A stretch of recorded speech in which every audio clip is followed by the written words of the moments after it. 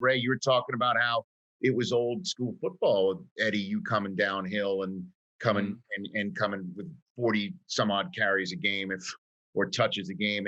And the Titans have an old school workhorse monster of a back who gets stronger as the game goes on. Now a 2,000-yard season back-to-back rushing titles in Derrick Henry, who won and done the one-seeded Ravens last year. And, the Ravens got Calais Campbell specifically, I think, for this game. I mean, so I'll say to you, Eddie, is how do you think this plays out? What do you think happens in this matchup this weekend? Oh, boy. Well, it seemed like the roles had reversed. There was a time when Baltimore had our number, and we could not figure out a way to beat them. No matter what we did, we could be up in the fourth quarter to find a way to win the game. And I kind of feel the same way now that the Titans kind of have Baltimore's blueprint in terms of how to minimize the great plays that Lamar Jackson has against them. They allow him to get from 20 to 20, but at 20 and then in the red zone, they've mastered the game plan to where they're kicking field goals versus scoring touchdowns. So defensively, I think they've really figured out how to stop Baltimore, how to slow them down. Is not allow that running game to get going. J.K. Dobbins is going to be a key factor in this game. If he's able to get off, it's going to be a problem for Tennessee. So they got to stop the head. You understand that Lamar's going to make his plays, but they can't allow them to be consistent on second down with the run game.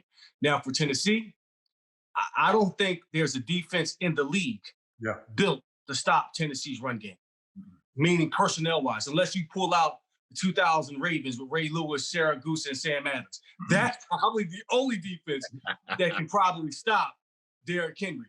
There's no scheme, there's no body, because once they lay on you and once the offensive line creates a line of scrimmage, you give that man 18 inches of daylight. And I'm going to speak from Gail Sayers, 18 inches of daylight. That's all he needs. He can take it 90, he can take it 56, he can take it 2 yards. It doesn't matter.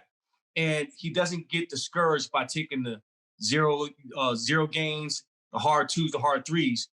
He's going to get a seam, and he's going to take advantage of it. I don't think Baltimore can handle it for 4 quarters.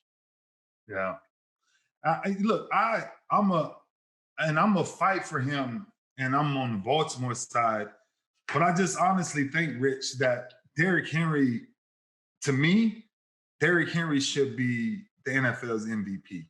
And this is just me. I respect the quarterback position only to a certain point, but what he has done from the ground, running the football, and how big he is, and the speed he has when he gets into the secondary, that second and third level. That's one of the things that people don't understand is Eddie, and I told Eddie this because I told Derrick Henry the same thing of his stride.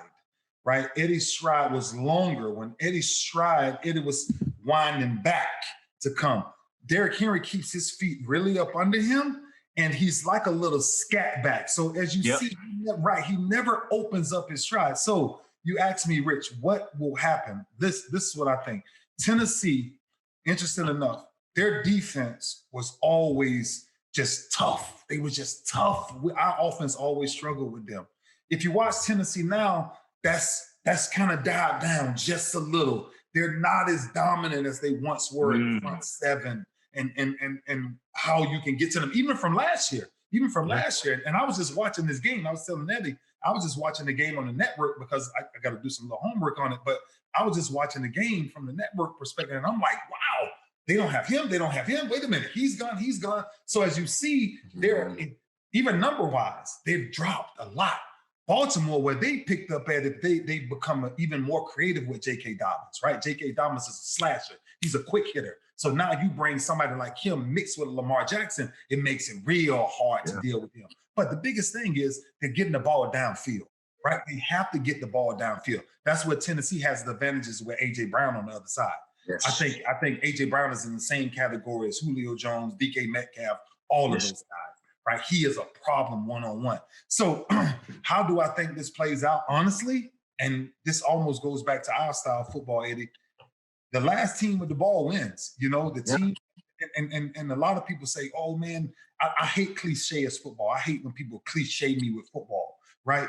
Take the points that you need to take, because every point in this game gonna matter. Yep. There's no fourth downs. There's no, oh, I'm not gonna take the 3. Take the 3. And I think Baltimore, this is just me personally, I think from what Baltimore has offensively, what Tennessee has lost defensively, I think we gain an edge, but I think where it balances out is Derrick Henry. You have to have somebody on Baltimore's side, even though you bring in Calais Campbell, even though you bring in Wolf, you have to have a linebacker or somebody step into Derrick Henry's chest. If nobody steps into his chest, that beast gets stronger and stronger as the game go on. And that's what you don't want late in November. I mean, in January in playoff football. Hey, you watched all the way to the end. Thanks for that. Watch more right here.